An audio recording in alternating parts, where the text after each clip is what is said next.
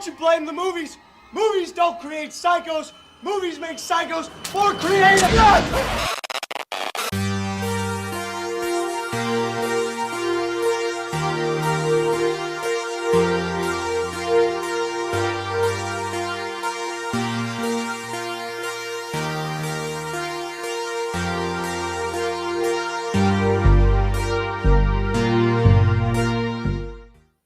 All right, what's going on, ladies and gentlemen? Welcome to episode 52 of the Take One podcast. As always, I am your host, Mike. Super excited for today's episode because we have a brand new guest on the show today. My man Matt from the Scary Movie Project podcast. How you doing, man? How's this Tuesday treating you? Or what's today? Thursday. It's one of these days of the week. Who knows days? What do they matter, right? Yeah. It's like in The Shining, right? It just pops up like Tuesday up on the screen, right?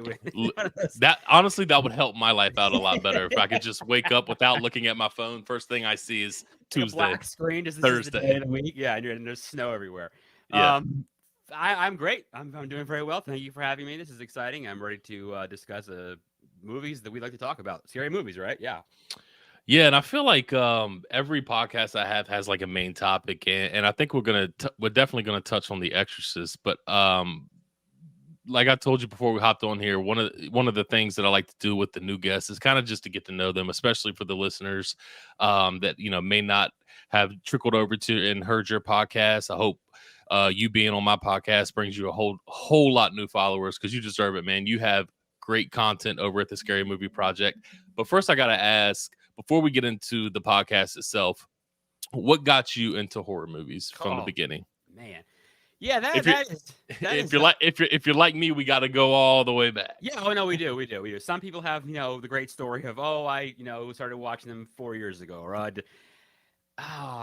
want to say I can't give you like an age because I just can't remember that, but it was summertime when I was a kid. It was before the age of 10, I think, and I just decided it was a good idea to go to the video store one day during summer vacation and rent like a bunch of Friday the 13th, right? And they were like $1. They were like 99 cents or whatever. Yeah. And I just rented a whole crap load of them, and I would just sit in front of the television and watch these movies. And I really like these movies. They're really fun to watch.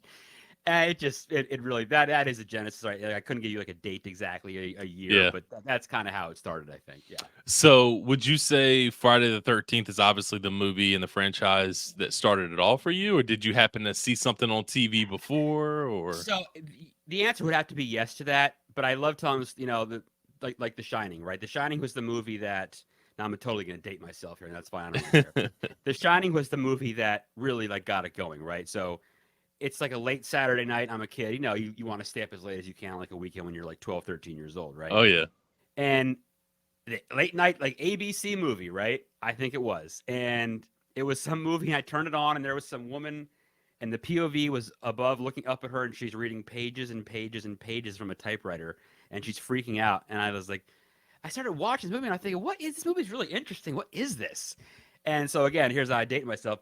We didn't have the guide on the TV back then. You had to, like, get the newspaper, right? Yeah. And you had to like look and see what had been on. So I had to look at the paper the next morning from the day before to see this movie called The Shining. And that was where it was at for me. Do you remember those old TV guide books that they would come out with? Yes. So we used to have we read it in the Washington Post. We read it in the paper, and it would show it. And that's how I had to dig it out of like my trash and find out what this movie was. And at that point, I was crazy. I used to rent The Shining from the store, and I used to literally on a weekend and watch it 4 times on a weekend. Like I was crazy. It was like hypnotic, and I couldn't stop watching it. So yeah, Friday the 13th was like the first one, but then I didn't really know enough about I didn't know there were like Halloweens and Nightmare on Elm Street and stuff. I just knew these movies were fun to watch. Because the first movie for me was Stephen King's It. I remember poster. Yeah, you're sitting right there on the show. Yeah. Okay. Yeah. I'm sure you've seen it. It's fabulous. The classic. The book is great. The miniseries that was on ABC. It's weird because like a miniseries on a major network really can't show much. Like the one they did, the redid of The Shining that they did back in the 90s, that was a pile of garbage, right? But I mean, the It miniseries was great.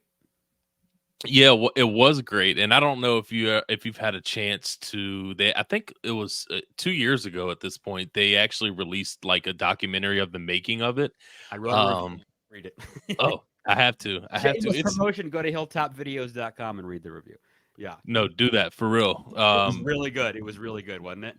It was, and I was like, Yeah. man, like I was so intrigued with it because it was the first horror movie that I saw that one scared the living shit out of me. I remember being a kid, my mom had it on VHS, and of course I was watching it when I wasn't supposed to, and it was the two double VHSs, Yes, of the course. double box. Yes, I love it. the double box, and I was like, what is That's this? the best. I was yeah, and I just fell in love with it, and even though it scared me, I just wanted more and wanted more and wanted more. And then when I saw the making of it, I was like, man, I actually had one of the directors of the making of that documentary on the podcast because I had to John Campopiano, like I had to bring him on because like I love to pick people's brains and Absolutely. one of the things that I love about social media, I mean, there's a lot of negatives to it, but one of the most positive things is like connecting with people like yourself and all kinds of people that love the same shit that we love, honestly. And it's one of the best things that social media has to offer. So I couldn't agree with that more. That's pretty good. So Friday the 13th for you, would you say,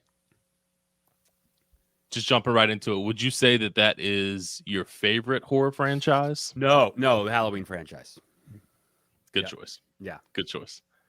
Yeah, I own all the Friday the 13th, and there's a few that I like. It's just some of them just don't age well for me, and just didn't really do it. I mean, like well Jason, for me. I mean, Jason X, forget it, right? I mean, it's not a fan of that. No, not a fan of that. Well, you were a fan of. Let me ask your opinion on Halloween Ends. Like now, I'm just going off the rails. Yeah. Like, how'd you feel about it? I love a good showdown, right?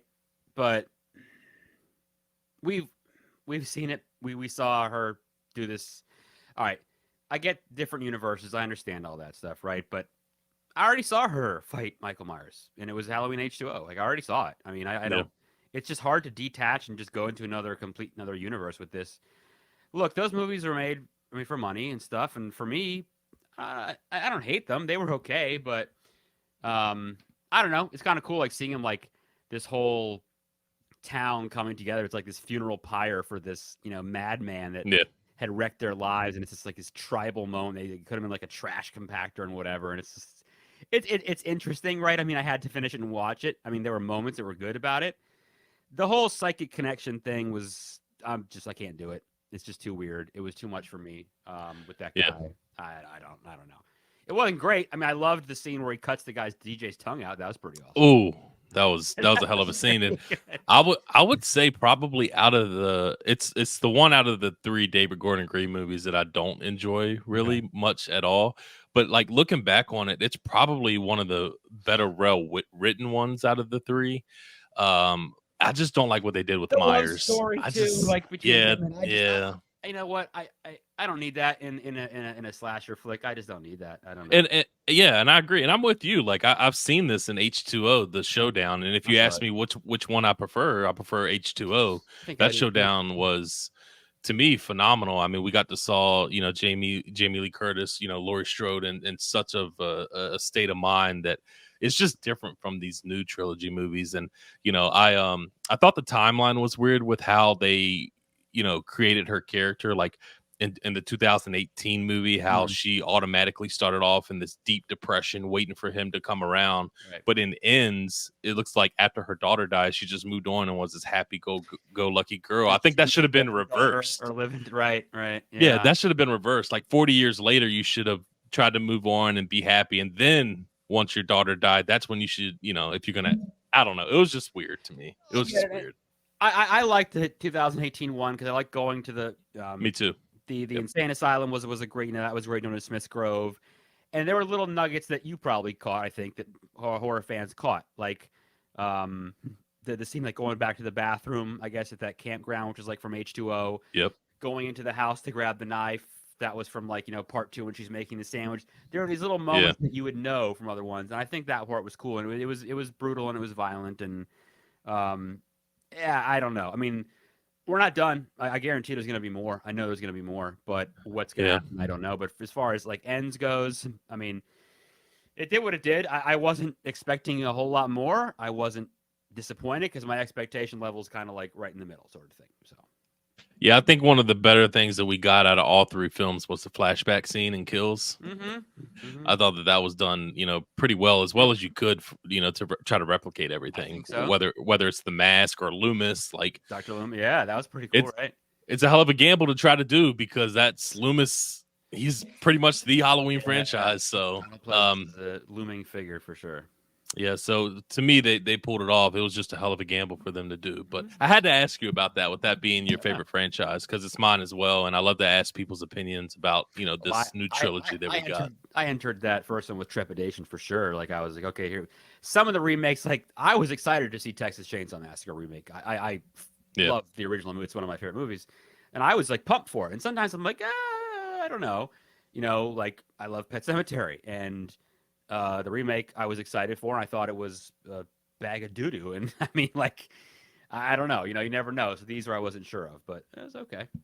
So are you always kind of weary with these remakes of films that you love? Because for me, when I found out that they were making it, like, that holds a special place in my heart. Yeah, for sure. So I was very nervous going into that movie, and luckily I walked out actually really loving it.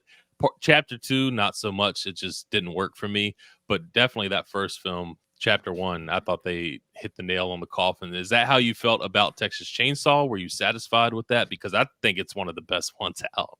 I think that I went in with a mentality of like an SD card. I wiped it clean. I was, formatted, right? Yeah. And then I went in like I was able to do that and just kind of look at it from there, where I think for whatever reason, I wasn't able to do that with the rest of them. So no, I think it is good. I think it's violent. I mean, you can never touch what Tobe Hooper did. That's just art forever and ever.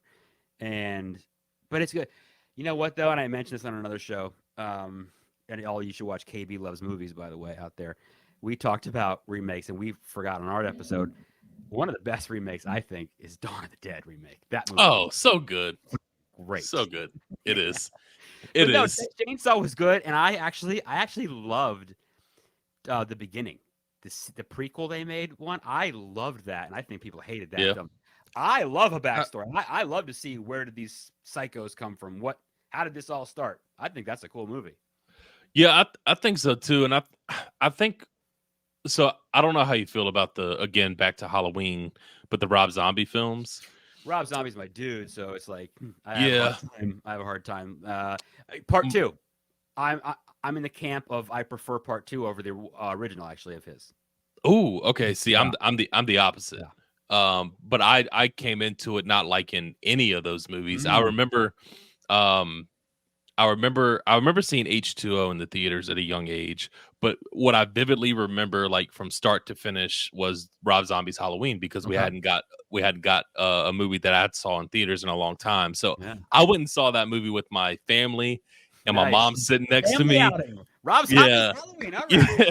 So some of the stuff that was said in the straight beginning made me very uncomfortable as a teenage man. That is what Rob Zombie does. It is white trash all the way and foul language. That's what his movies are about. Yep. Yeah, but the older I gotten, like I've gone back and watched those movies too. For some reason, I think there's moments in it that I really enjoy. Like the opening, the hospital scene, I think is very vicious. Like it's one of the best there is. They're back together. Oh man. Yeah. And then Brad, and when Brad Brad Dara finds, his daughter. That is like the ultimate butcher scene of all time, man. The ultimate butcher scene, and he did a phenomenal job in that. Like, his acting was phenomenal. So there's moments that I take from, and it's just the white horse loses me. The talk, just different things lose me. But I have grown to really enjoy the first one, and I say all of that because I'm with you with the backstory. I think I've grown to really enjoy backstories and really, because. But at the same time, it's kind of like we were told from 1978 that Michael Myers is, that's why. Look, in the credits, what is he listed at? He listed as the Shape. He's not like human. He is pure evil. So at the same time, we want a backstory, but do we need one for this dude? Like, I don't know. But anyway, my fiance had only seen the original Halloween. So we're on a marathon now. She just finished. She just finished 4 for the first time I last love night. 4. That's like my second favorite one. Me too. She you know, and listen, she's watching all of these for the first time outside the original. So she's ranking them as she goes, and she does not have the original at number 1 right now. Some She don't. she actually has Halloween 2 Okay. at number 1 right now. So that's the way you do it on and Halloween night. You watch the original, then you watch part 2. There you go. It's amazing, and it syncs so perfectly together. Yeah. But yeah, anyways, so let's talk about the Scary Movie Project real quick. I want to know what made you get into the podcasting world. Yeah. All right. So that's a good story. So I had been doing a couple from time to time on just my website, my hilltopvideos.com, my production website. I just wanted to, talk about movies once in a while. And I write articles. You can see those there if you want to see that stuff. And then it was, I don't know, April or May of 2020. And I was talking with a friend of mine and I asked her if she wanted to do some more episodes. Do you want to come on and do a couple? And she thought it was interesting. She agreed. And then she thought more about it and said, oh, the heck with that. Let's just make our own. Let's just do this. So my good friend Tara Garwood, she was my former co-host on the show. We started this in 2020. We did about, I don't know, a handful of episodes. We went in. I mean, made the website and we made the graphics and we made the logos and we did everything. And we had a wonderful ride. She's moved on to do some other creative things, right? She made a wonderful, I will happily plug her. She made a wonderful film called The Strangle of Ivy. Terracotta Films, please check her out and please check out the info. Short film, woman director, women made film. It was written. It's great. I was on set for a day. So happy with what she's doing. So we did that for a long time, and she decided she needed to move on. So I kept going, and it's been going since. We're at like episode 75 now. That's awesome. We both have a film background. We both work in production, so we do that. So we kind of brought our spin into that, and she's kind of that newer horror fan, like only in the last like 15 years or so, where it's like, oh yeah. So that was fun to kind of do. So I've seen so much more than she had. So yeah, it was just a simple, let's do a couple here. And we blew it up into a whole thing. So I'm glad we made that move and it's paid off. I think it's been great. What's your favorite part of, having a podcast? Being able to have that place to talk about what I love so much, right? I can ramble to people about it all the time. Sure, that's fine. Some people want to hear about it and some people don't give a crap. And that's fine, right? Look, we like horror. We know the reputation it gets with that. We know some people think it's trash, right? So being able to do that and having people who like it, listening to it, who want to hear it, who want to hear what you talk about, there's like a saying I've heard: if there's something you can talk about for more than 10 minutes consecutively, it's worth talking about and letting other people hear about it too, right? So that's the way I see it. Yeah, I agree. It's such a great outlet to have. Also, like having a bad day, any type of thing. If you can just come on here and talk with your friends, it's the best. And again, it goes back to that connecting with so many other people that love the same stuff that you love. Right. It's the best feeling in the world. Yeah, good decision we made. Yeah, absolutely. So how many episodes do y'all do a week? Do y'all have a structure, or how do you go about that? Yep, bi-weekly, so you'll get 2 a month. Yep, we usually just take off June, July, August. Probably take off December, but other than that, you're probably going to get something every other week for you. So you sent me a video that I did see on your Instagram, and it was with Global News for News Canada, yes, for the Exorcist, and I want to dive into that. I'm going to be all over the place on this podcast because there's so much that I want to get into your brain about and get to know you. But that's something that I definitely wanted to touch on because I watched the video today actually, and I need to know, like, how did they contact you? Did you reach out to them? Like, how did this interview and kind of like, I guess a ride along in a sense, kind of showing them around with the shots that y'all were able to get. How did that come about? Yeah, so just real quick recap. Yeah, Global News Canada, news outlet up in Canada, obviously. They I'm trying to convince our American listeners what it would be. It's a I mean, it really is just like a global. It is just a news outlet for the whole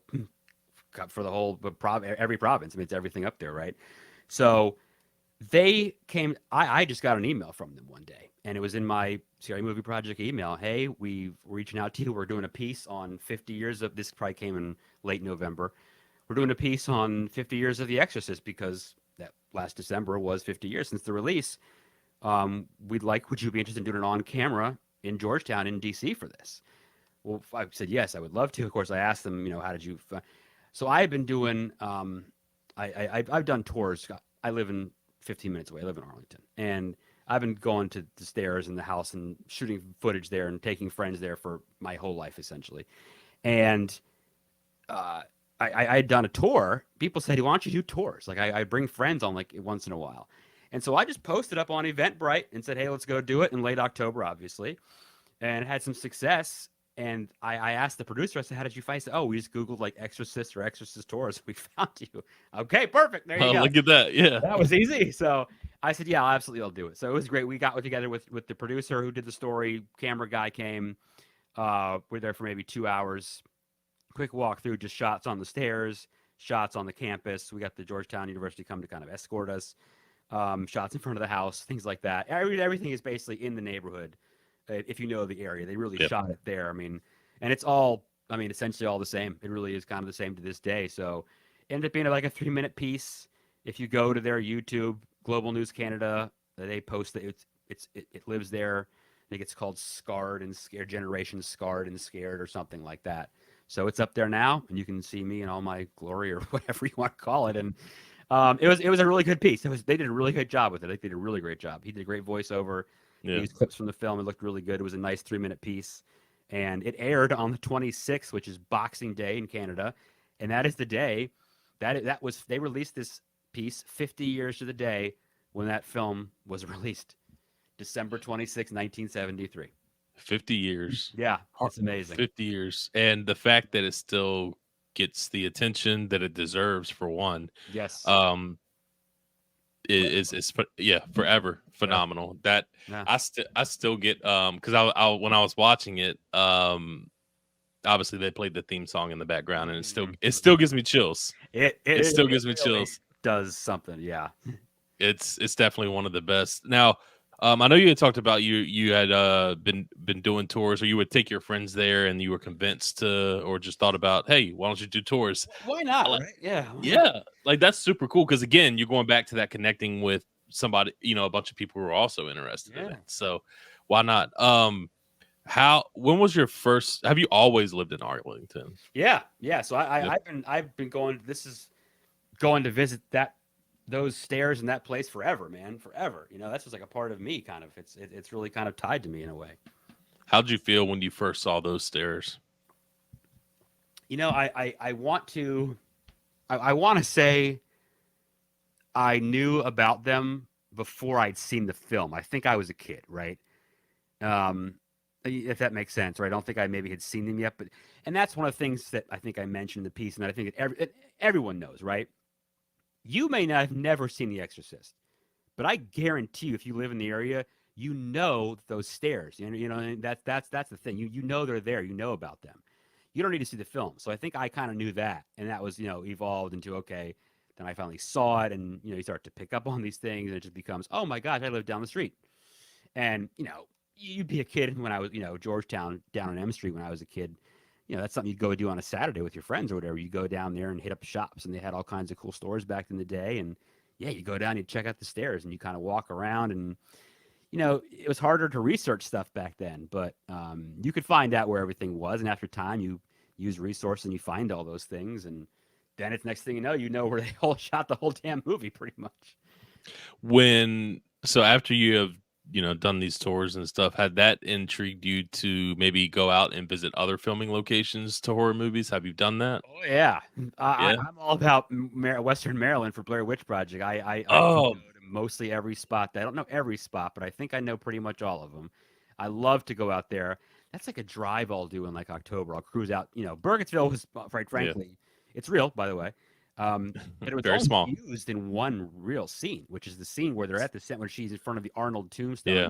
Hey, and they're driving away in the car. That's really it. And the rest is in Seneca Creek Park in various places that I found through maps and things. And shout out to Blair Witch Experience. Go check them out. I think they do a tour every year. Yeah, Mr. Matt Blasey. Yes, he's a great dude. So check out his tour. I may do it. This will be 25 years this year, which is very exciting. Yeah, I was talking to him actually about it not too long ago. I was messaging him on Facebook, and I asked. He said he was gonna. I asked him, was he doing anything special, and I think he is. So I think I'm gonna have to do it for the anniversary. Gosh, I'm going to the screening in Burkittsville. I am doing that in September. Is that when it is? I didn't know they're doing that.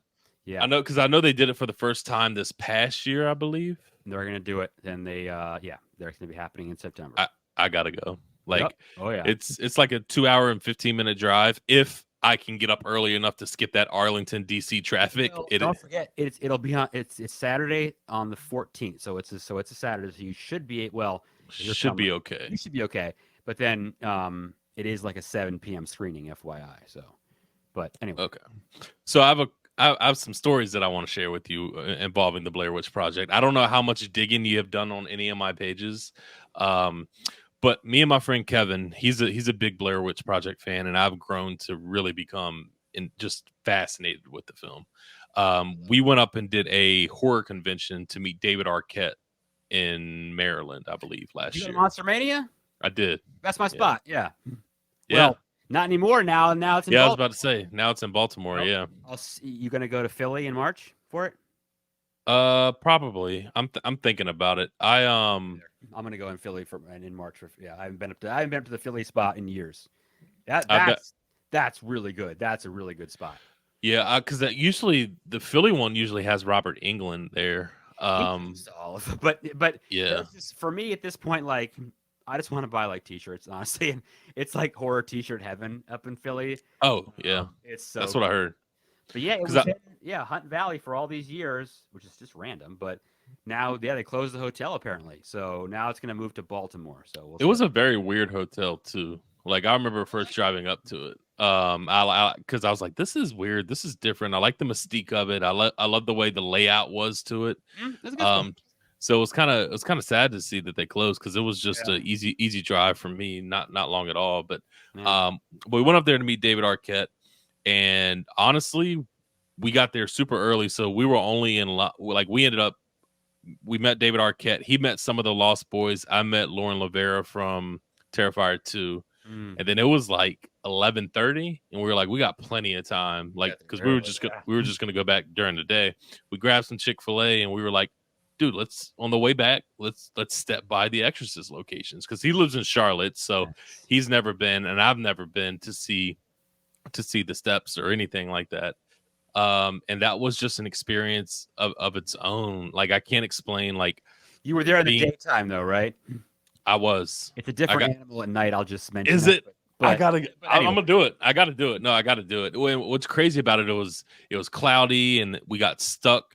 If you go to, I know if you go down the steps and there's like a little garage with like a little. Was this in April of last year? No, this was October. That was the last Monster Mania was, I believe, in April of last year. Last one there, right? Yeah, I think so. Yeah. I'm gonna look it up on my Instagram now, but I'm pretty sure. Yeah. That was the first spring show they'd ever done, and I was all hyped for the next one. And they're like, "Oh no, the hotel's closing." Yes, April. It was in April. All right, cool. Yep. It was a rainy day, I think. Yeah. Okay. No, yeah, it ended up raining, and we ended up getting stuck at the bottom of the steps under this very small, thin, like garage thing because it was just pouring down raining, and like if we parked blocks away, and we were like, it ended up lighting up. The rain ended up lighting up, and we got we're both in the filming locations. We got some shots for some videos to put together, and we spent probably a good hour and a half there, and we still had so much time left because we had planned on getting back, like 10 back in Richmond. Yeah. And we were like, I wonder how far the Blair Witch Project is from here. Yeah, it's a hike, but it's about an hour and a half from there. Yeah, and we were like, fuck it, let's do it. And I remember we went and did it, and we didn't get to see everything because we were so pushed for a time crush. Where'd you go first? We just went to Seneca Creek State Park. I got you. But we made a trip up there this past October because we were like, we had to go back there and do it. Good. But we were able to actually link up with Susie Gooch which is Yes, the mom. she's the mom with the no, the daughter, no. Yes. She's covering her mouth. Yeah, yep. And the daughter's like 25 now. It's yeah, like, yeah, like dude, she is like so cool, so down to earth. yeah. My friend She's Kevin probably actually, at the screening. I hope I'd like to meet her. Yeah. yeah. But she met us out at the mill right there at Seneca Creek State Park. Oh yeah, okay. Yeah, She met us there, and like Yep. she talked to us for a while. She signed my VHS and his poster, and like just so down to earth. Like she is so cool. Like if you're ever out in that area and for some reason you want to link up with her, I know it might sound weird. And my friend Kevin was like, "This is gonna be weird, dude, but I love this. I got to do it. I got to message her." Right. She obviously doesn't mind doing it, so that's great. She loved it, and she was so nice, and she was like, "Sorry, Ingrid couldn't make it," which was her daughter. You know, she's working, but let me see if we'll FaceTime her. And she FaceTimed her, and like it was just such a cool experience. But that was the day, or that was the weekend that we actually got to experience everything that time. We got to Burkittsville, Sunrise, the cemetery. I mean, we hit everything. The gas station that they went to, the diner where they ate, which is no longer a diner. Brunswick, yep. So we did everything. There was not a location we missed. The store with the guys out front talking about Ruston Park. You went there, which is Darnestown, right? All right. Yep. When you went, did you happen to go to the part of Seneca Creek State Park where the stick figures are hung? I am fairly certain I know where that is, but I think it was kind of on a hunch. So I also made this documentary years and years and years ago about it, right? And it's on YouTube, and I'll give you guys links for it, whatever. I thought it was for sure. I had fun making it. And my friend of mine, we shot it in all those places. I think I had the right spot, but now that I think about it, I think I was in the wrong place. I don't think I hit the right stick man. I think I need to redo that one. So I need to find that again. But it's it's hard to explain. I don't, because it's hard to find. It's not like listed online anywhere. And like my friend Kevin, before, that was like the one spot we couldn't find. It didn't have an exact address for it, but we ended up finding it. And like it's crazy because there's pictures all over my Instagram, but there's still stick figures that like people that fans went there and made, and it was so creepy, but it was so fun. And that was probably like even though they're not like my all-time favorite movies, I will never forget the Blair Witch Project, like doing the filming locations, because it just felt so real, so cool being able to meet Susie. We tried to get Ed. I was in contact with Ed, the fisherman, to come out there and meet us the same day, but his work schedule, because we went actually on a weekday, so the schedules just didn't line up. But it was just an experience. The only filming location I've done right, I feel like. I mean, it's hard to do everything. I'm a big fan. I'm a big Stranger Things fan, so I've gone to Atlanta like 3 or 4 times to do those filming locations. It's just like a hobby of mine, a real big obsession hobby that for filmmaker, like for people who love film. Oh yeah, it's hard to explain, like for people who don't understand it, to be able to be in a spot where something that you love or something that's so iconic, like it's a crazy feeling. No, it's part of history, and it is a part of history, I think, and that's what's important. If you follow Myers House, the North Carolina, the On-Set Cinema, that guy does incredible tours. Here's one you should do. I just did it back in October. Crystal Lake Tours, that does the Friday the 13th, the original Friday the 13th tour. Oh, okay. In Jersey. I went up there I went there on Friday the 13th in this just past October. I took the tour, and it was on that day for one, but it was awesome, man. I mean, you are literally like a group of X amount of people, and you're broad, and like there's a cop outside waving you in, and you're like, wow, I'm really interesting. Like you're inside, you're actually in the Boy Scout camp. You are walking around these real buildings that it's really, really cool. It was a lot of fun. That's sick. I definitely have to check them out. I still haven't done anything with Myers, North Carolina yet. The schedules just haven't lined up.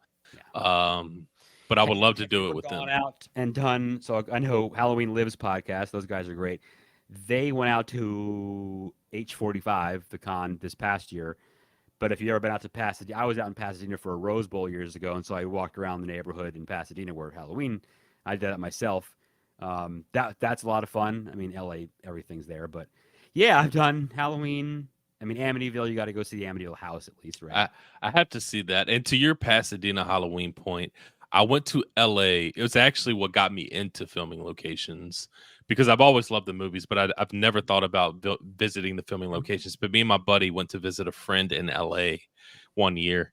And I remember we were driving up some main road, and all I see is like, dude, is that the building from Die Hard? Like, is that the Nakatomi Plaza? Yeah, Nakatomi Plaza, right? Yeah, and I was like, holy shit, that is. I was like, I know Halloween was filmed here. Let me look up and see how far away it was. And we were only like 8 minutes away, and I was like, dude, we got to stop by here. And he was like, all right, so we stopped by there, and I remember. So we stopped by the babysitter house. I have not seen the Myers house in person yet. Okay. But I remember somebody watching a YouTube video, and they were talking about how close the Nightmare on Elm Street house was. And I was like, dude, you got to let me look this up. And literally, we just parked our car near the babysitter's houses and just walked across Sunset to the Nightmare on Elm Street house. Like, that's how close it was. Yeah. So once that happened, I was obsessed. And I have not made it back out to LA or Pasadena, I should say, to do those. But I would love to go back out there. H50, I got to go, right? Because a lot of people, I mean, let's be honest, they're not 20 years old anymore, right? They're not. And if you want to meet them, you got to go at some point.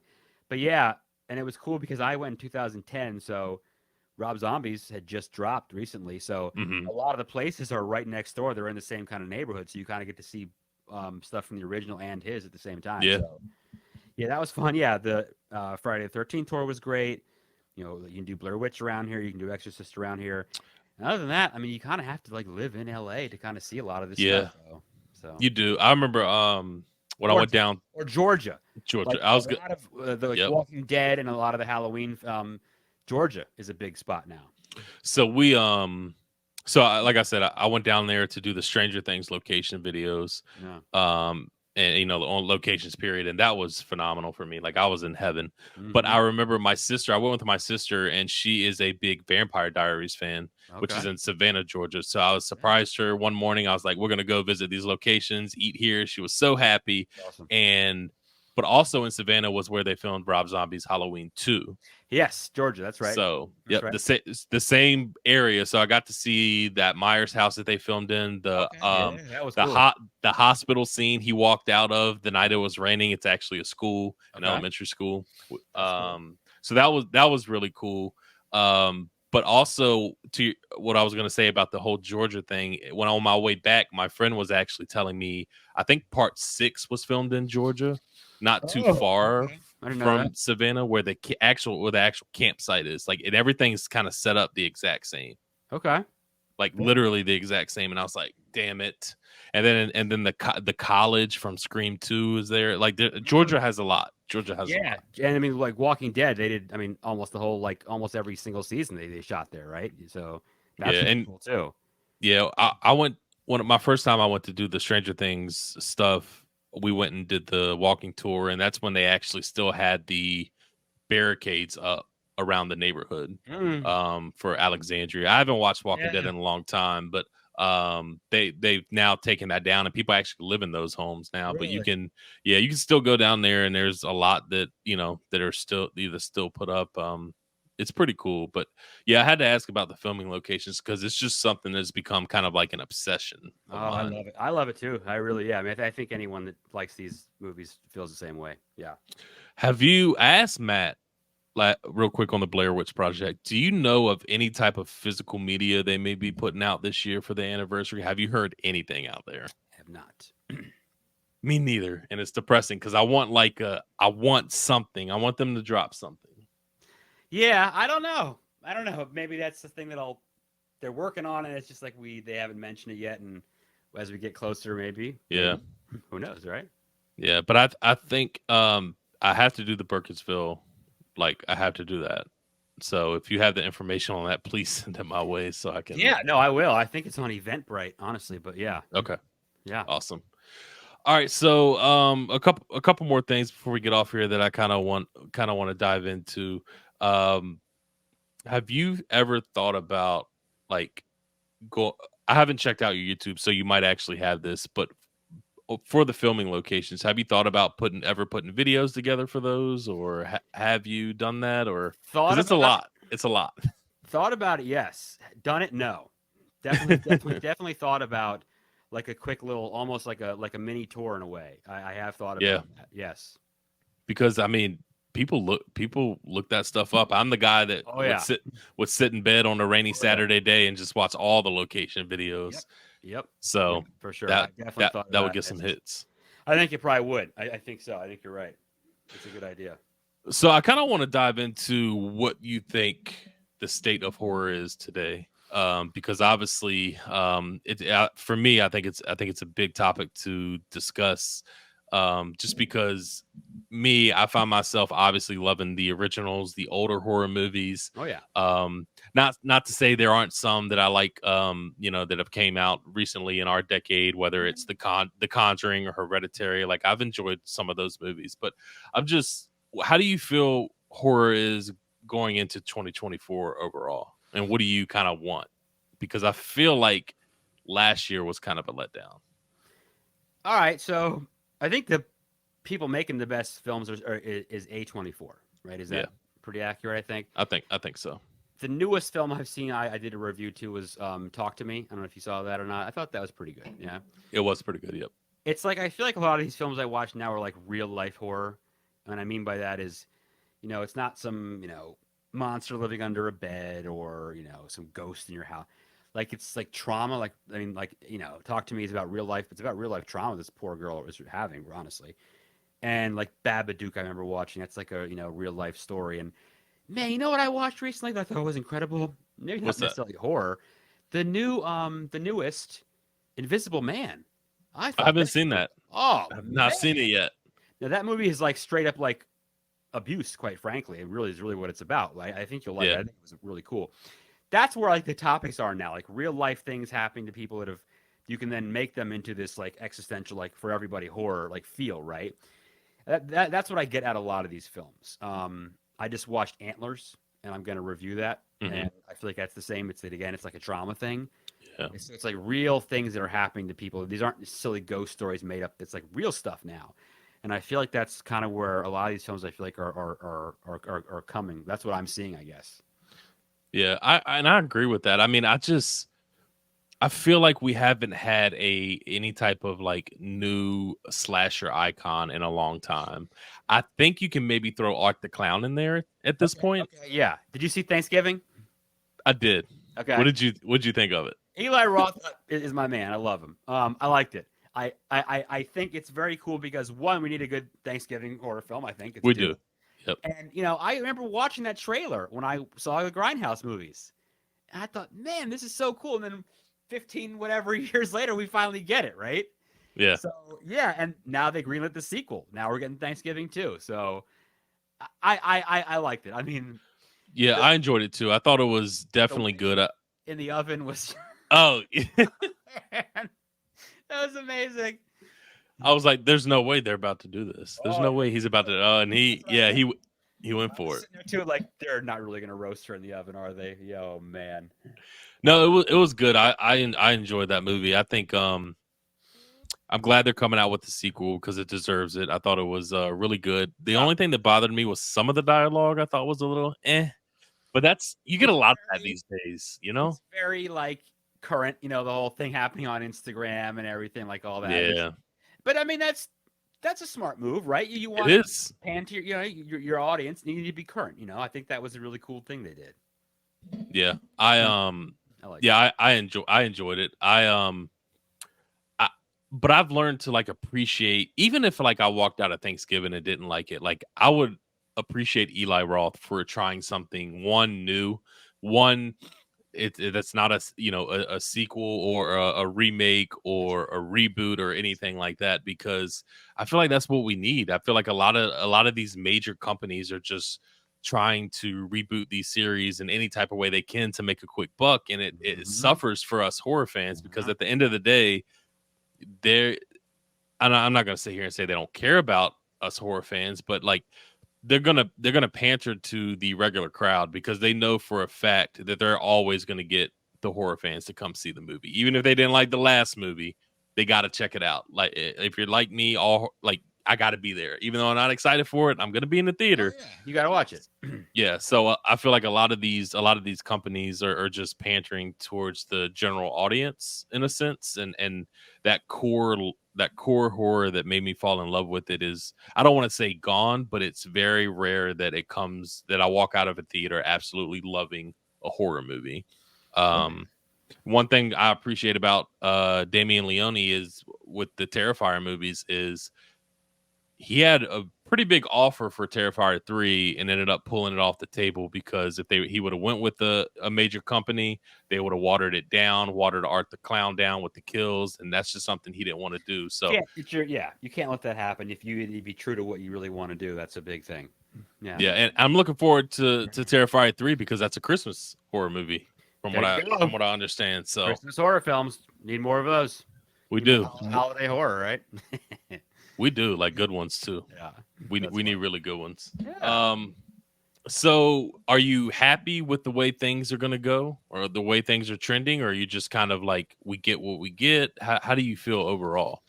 I think it's good. I think visually, I love what I see too. Like, these films look really great, right? I mean, we've got such great, cameras on, red, and to be able to shoot the way you can now with digital and with the LUTs and everything on stuff, and the way you can color things now, and it looks so good, right? It looks so nice, and workflow so different now, and I think it looks really good. I think the stories are good.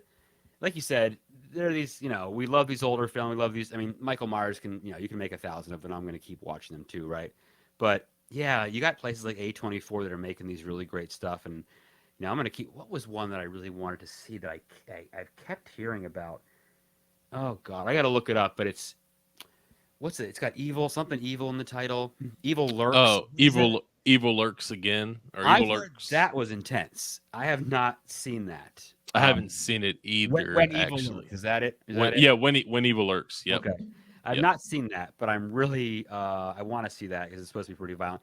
I watched Barbarian. I actually know, and I found out the guy that directed Barbarian. I went to school with him. I found out.